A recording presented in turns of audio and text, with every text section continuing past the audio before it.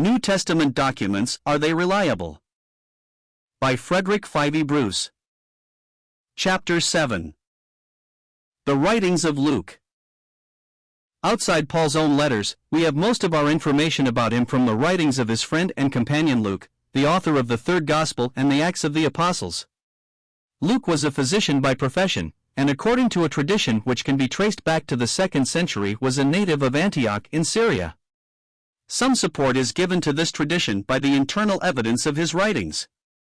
So far as we can tell, he was the only Gentile among the New Testament writers.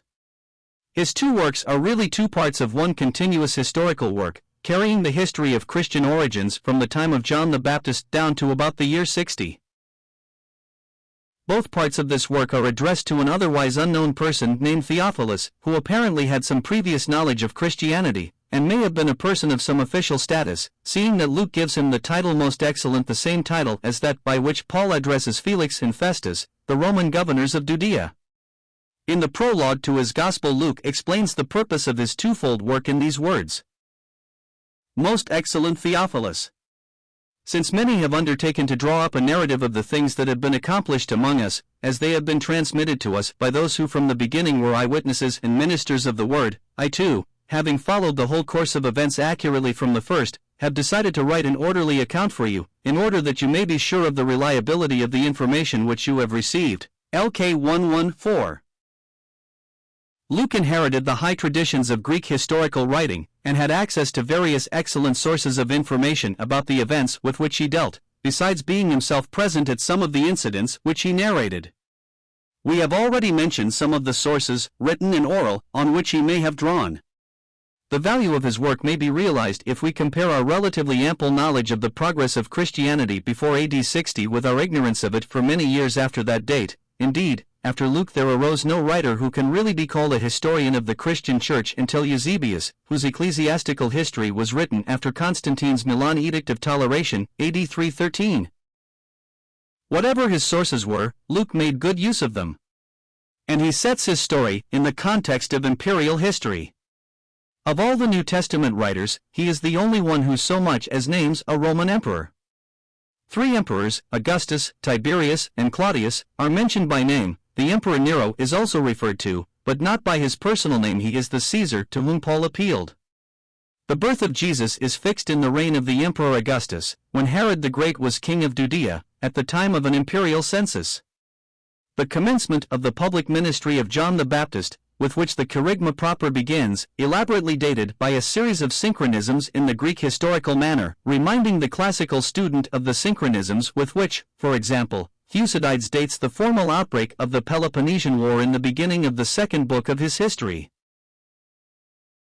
Names of note in the Jewish and Gentile world of his day appear in Luke's pages. In addition to the emperors, we meet the Roman governors Quirinius, Pilate, Sergius Paulus, Gallio, Felix, and Festus, Herod the Great and some of his descendants, Herod Antipas the Tetrarch of Galilee, the vassal kings Herod Agrippa I and II, Berenice and Drusilla, leading members of the Jewish priestly caste such as Annas, Caiaphas, and Ananias, Gamaliel, the greatest contemporary rabbi and Pharisaic leader.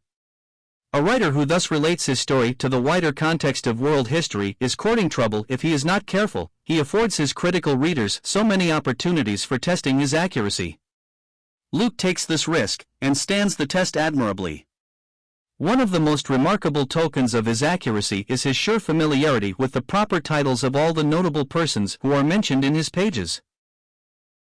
This was by no means such an easy feat in his days as it is in ours, when it is so simple to consult convenient books of reference. The accuracy of Luke's use of the various titles in the Roman Empire has been compared to the easy and confident way in which an Oxford man in ordinary conversation will refer to the heads of Oxford colleges their proper titles: the Provost of Oriel, the Master, Balliol, the Rector of Exeter, the President of Magdalen, and so on. A non-Oxonian like the present writer never feels quite at home with the multiplicity of these Oxford titles. But Luke had a further difficulty in that the titles sometimes did not remain the same for any great length of time. A province might pass from senatorial government to administration by a direct representative of the emperor, and would then be governed no longer by a proconsul but by an imperial legate, legatus pro praetor. Cyprus, for example, which was an imperial province until 22 BC, became a senatorial province in that year, and was therefore governed no longer by an imperial legate but by a proconsul. And so, when Paul and Barnabas arrived in Cyprus about AD 47, it was the proconsul Sergius Paulus whom they met, Acts 13:7, man of whom we know a little more through inscriptions, and in whose family Sir William Ramsay claimed that evidences of Christianity could be traced at a later date. Similarly, the governors of Achaia and Asia are proconsuls, as both these provinces were senatorial. Gallio, the proconsul of Achaia, Acts 18:12, is known to us the brother of Seneca, the great Stoic philosopher and tutor of Nero. An inscription at Delphi in central Greece, recording a proclamation of the Emperor Claudius, indicates that Gallio became proconsul of Achaia in July, AD 5, i.e. Achaia was a senatorial province and 27 BC to AD 15, and again from AD 44 onwards. It is noteworthy that Luke, who generally calls countries by their ethnic or popular names rather than by Roman provincial nomenclature, and who elsewhere calls the province of Achaia by its more ordinary name Greece, Acts XX 2, departs from his custom when giving a governor's official title, and so calls Gallio not proconsul Greece but proconsul of Achaia his official title. The reference to the proconsuls of Asia in Acts 19:38 strange. There was only one proconsul at a time, and the town clerk of Ephesus says to the riotous concourse of citizens, there are proconsuls. We might say that this is the generalizing plural, but would it not have been simpler to say, there is the proconsul? An examination of the chronological data, however, reveals that only a few months before the riot in the Ephesian theater, the proconsul of Asia, Junius Silanus, had been assassinated by emissaries of Agrippina, the mother of Nero, who had just become emperor, AD 54. A successor to Silanus had not yet arrived, and this by itself would account for the town clerk's indefinite reference, there are proconsuls, but it is also tempting to take words as referring to Helius and Celer, the murderers Silanus, for they were in charge of the emperor's affairs in Asia and may well have discharged the proconsular duties during the interval between the death of Silanus and the arrival of his successor. The town clerk of Ephesus was a native official, who acted as the link between the municipal government of city and the Roman administration. The Asiarchs, who are mentioned on the same occasion, Acts 19:31, were representatives of the cities of the province who presided over the provincial cult of Rome and the emperor. Principal Duncan suggests that the riot took place at the Ephesian festival of Artemisia, held in March or April in honor of the goddess Artemis, the Diana of the English Avi. The Asiarchs, as chief priests of the imperial cult, would naturally be present at such a festival to represent the emperor. The city of Ephesus itself is given the title Neokoros, warden of the temple of Artemis, Acts 19:35. This word literally means temple sweeper, but came to be given as a title of honor, first to individuals, and then to cities as well. Similarly, in our own day, the George Cross, instituted as an honor for individuals, has been conferred on the island of Malta. Luke's ascription of the title to Ephesus is corroborated by a Greek inscription which describes this city as temple warden of Artemis. The theater of Ephesus, in which the riotous assembly met, has been excavated, and, to judge by its ruins, it seated something like 25,000 persons. As in many other Greek towns, the theater was the most convenient place for a meeting of the citizen body. An interesting discovery in the theater was an inscription of AD 103 to 104, in Greek and Latin, telling how a Roman official, C. Vibius Salutaris, presented a silver image of Artemis and other statues to be set on their pedestals at each meeting of the ecclesia or citizen body in the theater. This reminds us of the interest taken in the cult of the goddess, according to Acts 19:24, by the Guild of Silversmiths at Ephesus. The silver shrines which they made for Artemis were small niches containing an image of the goddess with her lions beside her. Some of these miniature temples in terracotta have survived. The magistrates of Philippi, which was a Roman colony, are called praetors in Acts, and they are attended by lictors, the sergeants of the AV, by whose rods Paul and Silas had so many stripes inflicted on them, Acts 16:12, 20 ff, 35 ff. The strict title of these colonial magistrates was doumbres, but they affected the more grandiloquent title of praetors like the magistrates of another Roman colony, Capua, of whom Cicero says, although they are called doumbres in the other colonies, these men wish to be called praetors. At Thessalonica the chief magistrates are called politarchs, Acts 17. 6-9, a title not found in extant classical literature but occurring in inscriptions as a title of magistrates in Macedonian towns, including Thessalonica. The ancient court of the Areopagus appears in the narrative of Paul's visit to Athens, Acts 17. 19-22. It was the most venerable of all Athenian institutions, and had lost most of its ancient power in the 5th century BC with the growth of Athenian democracy, but it regained much of its prestige under the Roman Empire. In particular, there is evidence that at this time it exercised a certain control over public lecturers, and it was therefore natural that Paul, arriving in Athens with his new doctrine, should be invited to propound it in the midst of the Areopagus, not, as the AV says, on Mars Hill, for though that was the place where the court had met in primitive times, and from which it received its name, it no longer assembled there, but in the royal colonnade in the Athenian marketplace. The chief official in Malta is called the first man of the island, Acts 28. 7. A title vouched for in both Greek and Latin inscriptions as the proper designation of the Roman governor of Malta. When Paul arrived in Rome, he was handed over, according to one textual tradition, to an official called Stratopodarch, Acts 28. 16, identified by the German historian Mommsen with the Princeps Peregrinorum, the commander of the imperial couriers, of whom the centurion Julius, Acts 27. 1, appears to have been one. Herod Antipas, ruler of Galilee in the time of our Lord, seems to have been given the courtesy title of king by his Galilean subjects, cf. Mt 14. 9, Mk 6. 14, but unlike his father Herod the Great and high-nephew Herod Agrippa I, he was not promoted to royal status by the emperor, and had to be content with the lesser title Tetrarch. Luke therefore never calls him king, but always Tetrarch, e.g. Lk 3r. 19. The reference in Luke 2. 2 to Quirinius as governor of Syria at the time of the birth of Christ, before the death of Herod the Great in 4 BC, has frequently been thought to be an error, because Quirinius is known to have become imperial legate of Syria in AD 6, and to have supervised that year the enrollment mentioned in Acts v. 37, which provoked the insurrection led by Judas of Galilee.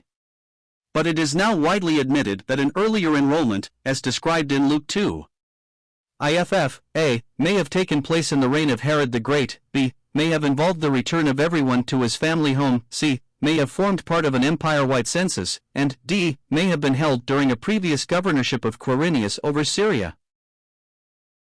Josephus informs us that towards the end of Herod's reign, 37-34 BC, the Emperor Augustus treated him more as a subject than as a friend, and that all Judea took an oath of allegiance to Augustus as well as to Herod.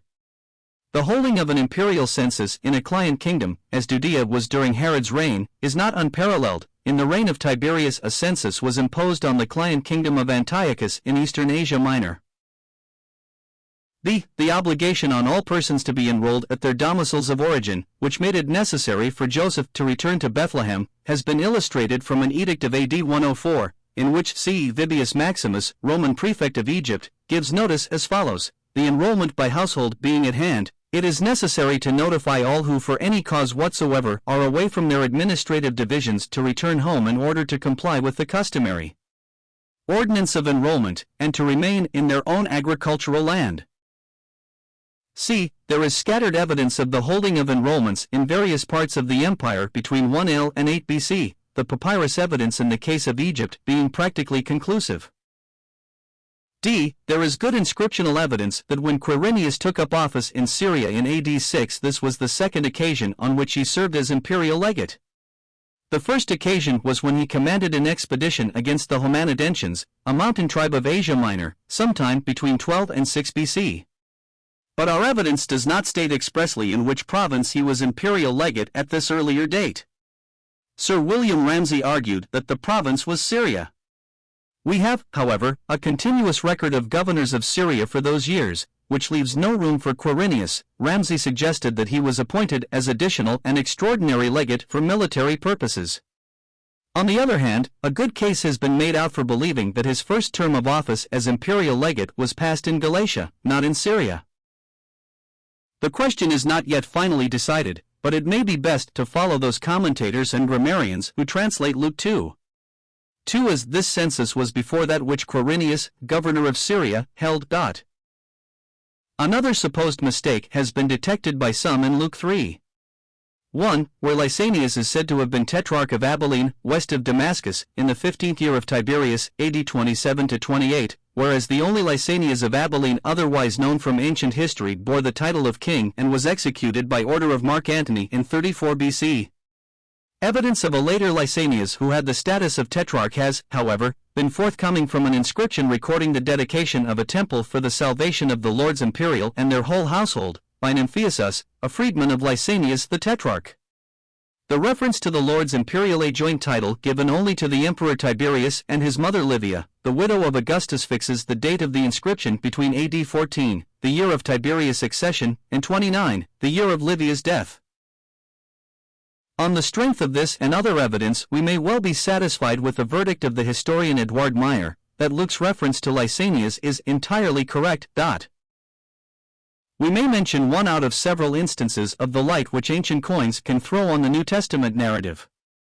The date at which the procurator Felix was replaced by Festus, Acts 24:27, has been much debated by historians. But there is evidence that a new coinage was introduced in Judea in Nero's 5th year, which ended in October of AD 59, and the most natural occasion for its introduction would be just such a change of procurator. With the above-mentioned inscription from Delphi, fixing the date of Gallio's proconsulship of Achaia, and therewith the chronology of Paul's evangelization of Corinth, recorded in Acts 18, and this numismatic evidence for dating Festus' arrival as procurator of Judea in AD 59, we are in a position to date some of the most crucial landmarks in Paul's career. The framework thus provided is one into which the statements of Acts fit perfectly. The accuracy which Luke shows in the details we have already examined extends also to the more general sphere of local color and atmosphere. He gets the atmosphere right every time. Jerusalem, with its excitable and intolerant crowds, is in marked contrast to the busy emporium of Syrian Antioch, where men of different creeds and nationalities rub shoulders and get their rough corners worn away, so that we are not surprised to find the first Gentile church established there, with Jews and non-Jews meeting in brotherly tolerance and fellowship. Then there is Philippi, the Roman colony with its self-important magistrates and its citizens so very proud of being Romans, and Athens, with its endless disputations in the marketplace and its unquenchable thirst for the latest news, a thirst for which its statesmen had chided it 300 and 400 years earlier. Then there is Ephesus, with its temple of Artemis, one of the 7 wonders of the world, and so many of its citizens depending for their living on the cult of the great goddess, with its reputation for superstition and magic, a reputation so widespread in the ancient world that a common name for written charms or spells was Ephesia Grammata, Ephesian letters. It was no doubt scrolls containing these spells that were publicly burnt as Paul powerfully proclaimed a faith which set men free from superstitious fears, Acts 19. I-9. 3 sections of the Acts are commonly known as we sections, because in them the writer suddenly passes from a narrative in the third person to one in the first person plural, thus unobtrusively but adequately indicating that at certain periods he himself was present at the events described. Of these we sections perhaps the most interesting is the last, which contains the great story of Paul's voyage and shipwreck as he and his companions sailed from Palestine to Italy. This narrative has been called one of the most instructive documents for the knowledge of ancient seamanship. The standard work in English on the subject is The Voyage and Shipwreck of St. Paul. Published in 1848, 4th edition, 1880, by James Smith of Jordanhill, himself an experienced yachtsman who was well acquainted with that part of the Mediterranean over which Paul's ship sailed, and who bears witness to the remarkable accuracy of Luke's account of each stage in the voyage, and was able to fix, by the details given by Luke, the exact spot on the coast of Malta where the shipwreck must have taken place. Of Luke's narrative of their stay in Malta, Acts 28. I-10, Harnack says that it may be concluded with great probability from 28. 9f. That the author himself practiced in Malta as a physician, and after an examination of the language of the passage he declares that the whole story of the abode of the narrator in Malta is displayed in a medical light. Now, all these evidences of accuracy are not accidental. A man whose accuracy can be demonstrated in matters where we are able to test it is likely to be accurate even where the means for testing him are not available. Accuracy is a habit of mind, and we know from happy, or unhappy, experience that some people are habitually accurate just as others can be depended upon to be inaccurate. Luke's record entitles him to be regarded as a writer of habitual accuracy. Sir William Ramsay, who devoted many fruitful years to the archaeology of Asia Minor, testifies to Luke's intimate and accurate acquaintance with Asia Minor and the Greek East at the time with which his writings deal. When Ramsay first set out on his archaeological work, in the late 70s of last century, he was firmly convinced of the truth of the then fashionable Tübingen theory, that Acts was a late production of the middle of the 2nd century AD, and he was only gradually compelled to a complete reversal of his views by the inescapable evidence of the facts uncovered in the course of his research. Although in his later years Ramsay was persuaded to don the mantle of a popular apologist for the trustworthiness of the New Testament records, the judgments which he publicized in this way were judgments which he had previously formed as a scientific archaeologist and student of ancient classical history and literature. He was not talking unadvisedly or playing to the religious gallery when he expressed the view that Luke's history is unsurpassed in respect of its trustworthiness. This was the sober conclusion to which his researches led him, in spite of the fact that he started with a very different opinion of Luke's historical credit. His mature verdict was pronounced in the following terms. Luke is a historian of the first rank. Not merely are his statement of fact trustworthy, he is possessed of the true historic sense. He fixes his mind on the idea and plan that rules in the evolution of history, and proportions the scale of his treatment to the importance of each incident. He seizes the important and critical events and shows their true nature at greater length, while he touches lightly or omits entirely much that was valueless for his purpose. In short, this author should be placed along with the very greatest of historians. It is not every scholar who would endorse Ramsay's judgment on Luke's technical expertise as a historian, but his detailed accuracy is something which can be checked time and again. Research in the field which forms the historical and geographical background to Luke's narrative has not stood still since Ramsay's heyday, but our respect for Luke's reliability continues to grow as our knowledge of this field increases. Whatever may be said of Ramsay, no one will be inclined to charge the veteran American scholar Dr. Henry J. Cadbury with being an apologist. But when Dr. Cadbury, after a long and distinguished career in which he made contributions of the highest quality to the study of Luke and Acts, delivered the Lowell Lectures for 1953 on the Book of Acts in History, he produced a fascinating work which can but enhance the reader's admiration for Luke's achievement. Dr. Cadbury's volume may indeed be hailed as a worthy sequel to Ramsay at his best. The historical trustworthiness of Luke has indeed been acknowledged by many biblical critics whose standpoint has been definitely liberal. And it is a conclusion of high importance for those who consider the New Testament from the angle of the historian. For the writings of Luke cover the period of our Lord's life and death, and the first 30 years of the Christian Church, including the years in which Paul's greatest missionary work was accomplished and the majority of his extant letters were written. The two parts of Luke's history really bind the New Testament together, his Gospel dealing with the same events as the other Gospels, and his Acts providing the historical background to the epistles of Paul. The picture which Luke gives us of the rise of Christianity is generally consonant with the witness of the other three Gospels and of Paul's letters. And he puts this picture in the frame of contemporary history in a way which would inevitably invite exposure if his work were that of a romancer, but which in fact provides a test and vindication on historical grounds of the trustworthiness of his own writings, and with them of at least the main outline of the origins of Christianity presented to us in the New Testament as a whole.